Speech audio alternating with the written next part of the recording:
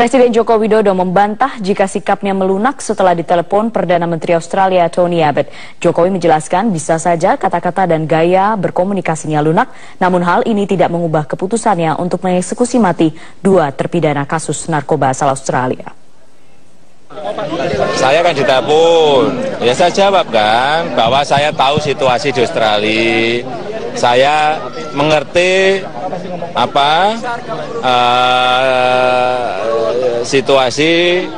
situasinya Perdana Menteri Abbott. Saya sampaikan seperti itu. Ya tafsirannya nggak tahu seperti apa, tapi saya sampaikan itu. Ya mungkin kata-katanya lunak, tapi nanti tindakannya dilihat.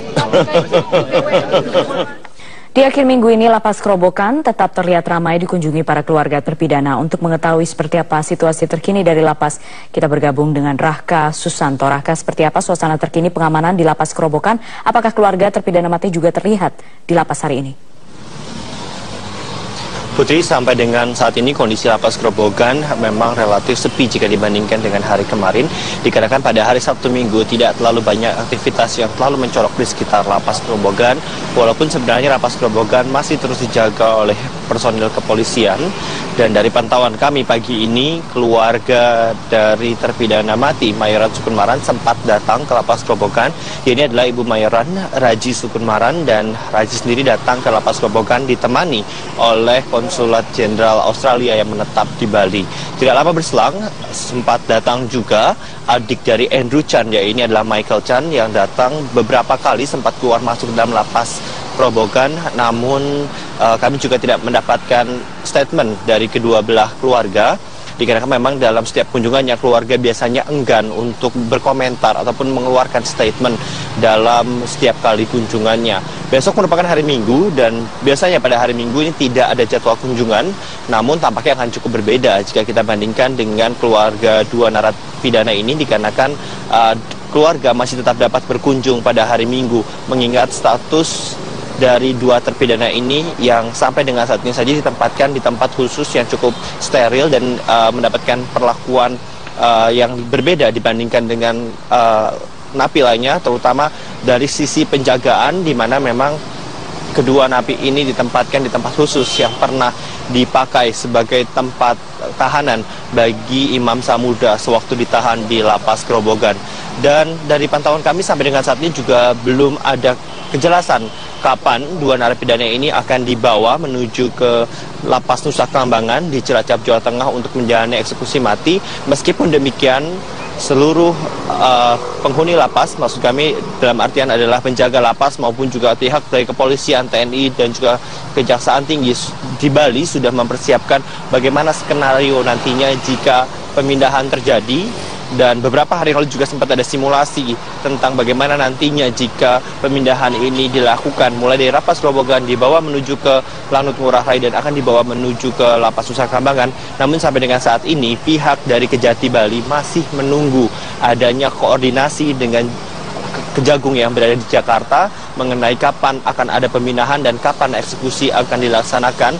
Walaupun sebenarnya di Bali sendiri semua elemen yang dalam hal ini akan berkontribusi dalam pengangkutan atau pembawa dari 2 narapidana ini di Lapas Kerobokan menuju ke Cilacap ini sebenarnya sudah ada kesiapan sejak beberapa minggu yang lalu. Untuk sementara demikian, Putri, kembali ke studio. Rahka Susanto dari Bali, terima kasih. Pemirsa, langsung Anda masih bersama kami. Pemirsa, persiapan Kongres keempat Partai Amanat Nasional di Bali terus dioptimalkan. Sementara itu sejumlah calon kuat Ketua Umum PAN periode 2015-2020 menyerahkan keputusan pada pengurus partai pemegang hak suara dalam Kongres. Informasi selengkapnya kita bergabung dengan Rifai Pamone dari Nusa Dua Bali. Rifai, apakah seluruh persiapan menjelang Kongres PAN telah dilaksanakan? Hampir keseluruhan persiapan telah dilakukan, Putri, baik di dalam maupun di luar Bali International Convention Center di Nusa Dua Bali. Khususnya di bagian dalam, saat ini seperti yang kami pantau, seluruh kader dari setiap daerah, pengurus DPD dan juga DPW sudah mulai dipersilakan masuk menjelang pembukaan yang direncanakan akan dimulai prosesinya pada pukul 18 waktu Indonesia bagian tengah. Namun sebelum kondisi ini terjadi, Putri, tadi di panggung utama sudah dipantau langsung oleh Ketua Umum DPP Partai Amanat Nasional Hatta Rajasa terkait dengan seluruh detail sesi acara yang akan dilakukan dalam pembukaan Kongres keempat Partai Amanat Nasional. Namun dari seluruh persiapan yang cukup optimal di bagian dalam, tidak terjadi begitu optimal di luar Bali International Convention Center, khususnya di ruang registrasi. Ada sebuah insiden kecil di mana ada sekelompok kader yang merasa tidak adanya optimalisasi terkait dengan registrasi dan penyediaan ID card, sehingga tadi sempat terjadi permasalahan. Namun solusi dari penyediaan ID card ini sudah mulai dicarikan solusinya dan dievaluasi oleh panitia Kongres PAN keempat, dan secara umum saat ini kondisi bisa dikatakan kondusif jelang pembukaan Kongres keempat Partai Amanat Nasional. Putri. Lalu terkait kesiapan para calon ketua umum, apa tanggapan para calon soal penyelenggaraan Kongres nanti? Terkait dengan keberadaan calon ketua umum dalam Kongres keempat Partai Amanat Nasional, Putri, ada dua calon yang menonjol seperti yang sudah diinformasikan, yaitu petahana dari Ketua Umum DPP Partai Amanat Nasional, Hatta Rajasa, yang menyatakan sudah siap namun menyerahkan kepada seluruh pemegang hak suara yang nantinya akan berkongres selama 3 hari di Nusa Dua Bali. Kami sajikan pernyataan dari Hatta Rajasa berikut ini. Pemilihan ketua umum ya kita serahkan kepada para pemegang hak suara untuk menentukannya. Biarkanlah mereka nanti yang menentukan. Siapapun yang dipilih itu menjadi pemimpin nanti, dia akan merangkul semua. Karena PAN harus tetap bersatu, harus tetap solid, tidak boleh terpecah-pecah. Karena PAN memiliki tradisi yang tidak pernah pecah di dalam setiap kongres dan setiap pemilihan ketua umum.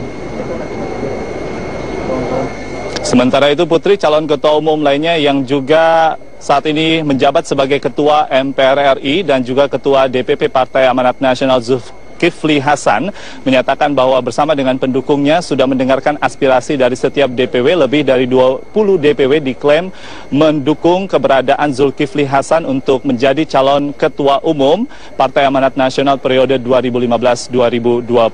Berikut pernyataan dari Zulkifli Hasan.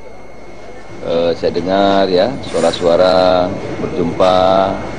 bertemu dengan kawan-kawan. Mayoritas itu ingin tentu yang sudah baik dipertahankan, tapi perlu juga banyak yang diperbaiki. Oleh itu sebagian besar yang saya dengar, saya lihat itu ingin perubahan. Suara-suara dari kabupaten maupun dari provinsi. Iya, jadi saya tidak pernah mengklaim lah, ya, tapi saya sudah dengar tadi saya katakan mayoritas kabupaten itu ingin perubahan yang lebih baik. Kami akan terus memantau informasi terkait dengan pembukaan Kongres Partai Amanat Nasional keempat, karena direncanakan ada 2.000 yang akan hadir untuk menyaksikan langsung pembukaan dari Kongres keempat Partai Amanat Nasional di Nusa Dua Bali. Kembali kepada Anda, Putri. Rifai Pamone melaporkan dari Nusa Dua Bali. Pemirsa, calon petahana Ketua Umum PAN Hatta Rajasa dan Ketua MPR Zulkifli Hasan akan bertarung untuk mendapatkan kursi nomor 1 di partai berlambang matahari terbit. Semua kemungkinan masih terbuka bagi dua calon ini. Berikut ulasannya. Dalam Kongres Partai Amanat Nasional yang dihadiri sekitar 3.000 kader partai ini, kubu Zulkifli maupun Hatta Rajasa optimistis untuk bisa melaju sebagai Ketua Umum Partai Amanat Nasional untuk periode 5 tahun mendatang. Salah satu pendukung Hatta Rajasa, Bima Arya, menilai calon incumbent ini perlu didukung untuk kembali maju memimpin Partai Amanat Nasional. Kader PAN yang juga wali kota Bogor ini mengatakan prestasi Hatta dalam pemilu legislatif lalu dengan perolehan suara sebanyak 9,4 juta lebih suara atau sekitar 7,6% merupakan sesuatu yang tidak bisa ditepis begitu saja. Meski peringkat PAN masih berada di posisi kelima atau sama dengan peringkat pada pemilu tahun 2009 lalu, namun dari sisi jumlah perolehan suara, PAN mengalami peningkatan perolehan suara sebesar 3,2 juta suara. Saya melihat memang masih banyak ya dukungan kepada Bang Hatta untuk kembali melanjutkan, karena memang faktanya perolehan suara PAN di masa Bang Hatta ini adalah tertinggi sepanjang sejarah PAN. 9,5 juta suara ini adalah hasil yang sangat signifikan, dan kalau Bang Hatta melanjutkan, dan insya Allah kita optimis bahkan PAN bisa menjadi 3 besar di pemilu berikutnya. Namun salah satu kader PAN pendukung Zulkifli, Azwar Abu Bakar, menilai peluang Zulkifli cukup terbuka untuk memimpin partai tersebut. Azwar menyebut keinginan kader untuk melakukan regenerasi kepemimpinan di tubuh PAN cukup besar. Apalagi Zulkifli juga dinilai memiliki kemampuan komunikasi politik yang bagus dengan kader di daerah. Alasan mendukung Pak Zul, tadi saya katakan pertama dia ada rising star di partai kita, bukan sunset. Karena setiap orang itu punya masanya, maksud saya. Alasan kedua, sebenarnya kenapa saya tertarik dari pengusaha masuk ke partai, ideologinya, ideologi reformisnya itu. Sebenarnya PAN sudah 15 tahun kan, punya anggota DPR sekitar 46 sampai 53. Itu cukup kuat untuk mengarahkan. Tapi saya lihat terakhir ini, ideologi partai itu tidak betul kelihatan. Jadi platformnya bagus, tapi tidak tersuarakan di parlemen. Nah, sosok Pak Zul ini orang yang mau dengar. Dia bukan orang paling pintar di partai itu, tapi mau dengar. Itu lebih, jadi membuat dia lebih pintar dari orang lain nanti. Survei terakhir yang dilakukan Lembaga Pusat Data Bersatu atau PDB menunjukkan Zulkifli memiliki peluang sedikit lebih baik dibanding Hatta untuk memimpin Partai Amanat Nasional. Survei tersebut menyebut tingkat keterpilihan Zulkifli Hasan mencapai 36%, sementara Hatta Rajasa mencapai 27%. Namun pengamat politik Jayadi Hanan menyebut secara kualitatif Hatta dinilai masih memiliki modal cukup untuk menghadapi persaingan dengan Zulkifli Hasan. Dari sisi Pak Hatta Rajasa, dia kan ketua umum. Dia memiliki waktu yang cukup, energi yang cukup juga untuk mengkonsolidasikan dukungan. Dan selama beberapa tahun, terutama 2 tahun terakhir dia menjadi ketua umum, pasti dia sudah mempersiapkan segala sesuatunya agar pencalonan dia untuk menjadi ketua umum kembali itu kan menjadi mulus. Misalnya, sebagai ketua umum dia tentu punya kekuatan yang lebih besar dari calon-calon lain untuk mempengaruhi keputusan mengenai siapa yang menjadi pengurus di setiap DPD, Dewan Pimpinan di tingkat provinsi dan pengurus di tingkat cabang kabupaten kota kan, yang memiliki hak suara dalam kongres itu. Saya yakin kubu Hatta Rajasa sudah melakukan konsolidasi kepada pengurus PAN di tingkat provinsi maupun pengurus PAN di tingkat kabupaten kota, dan mereka terus memeliharanya.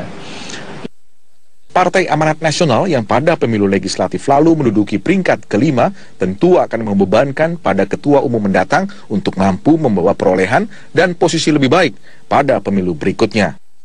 Tim Liputan Metro TV. Beralih ke informasi lain, Hakim Sarpin Rizaldi tak merasa menyalahi etika dan hukum saat memutuskan pembatalan status tersangka Komjen Budi Gunawan dalam sidang pra-peradilan di Pengadilan Jakarta Selatan. Karena itu Sarpin memastikan tidak akan menghadiri panggilan Komisi Yudisial. Tidak terlihat pasca keputusan pra-peradilan Komjen Budi Gunawan, Hakim Sarpin Rizaldi justru terlihat di Padang, Sumatera Barat. Sarpin melaporkan 2 dosen Universitas Andalas, Ferry Amsari dan Charles Simabura, ke polisi. Ia merasa tersinggung dengan tulisan kedua dosen tersebut di koran lokal dan media sosial yang dinilai telah mencemarkan nama baiknya.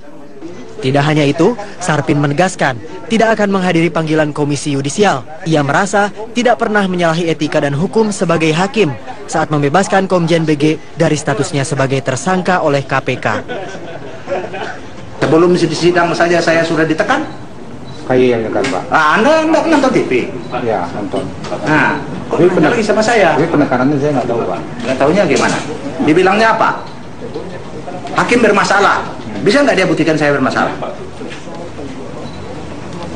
Untuk Anda tahu, sampai hari ini saya tidak pernah bermasalah satupun. Kalau saya bermasalah, saya diperiksa, saya kena hukuman disiplin.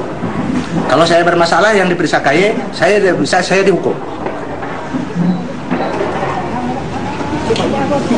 Itu komisioner KY itu pun akan saya laporkan. Kan dia bilang tiap hari kan di TV itu memeriksa saya. Bilanglah sama dia kalau sanggup dia memeriksa saya. Komisi Yudisial sempat menyatakan Sarpin terancam dipecat jika sengaja membebaskan Komjen Budi Gunawan dari status tersangka yang disandangnya. Ya, dengan sengaja. Wah, itu jahat benar itu, dan itu harus dipecat kalau gitu. Ya.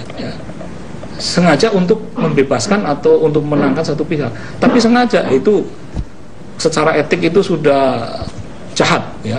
Hakim Sarpin dilaporkan ke KY oleh Koalisi Masyarakat Sipil Anti Korupsi pasca putusan pra-peradilan gugatan BG. Sarpin dianggap melampaui kewenangannya sebagai hakim karena memutus penetapan tersangka sebagai objek pra-peradilan. Tim Liputan Metro TV.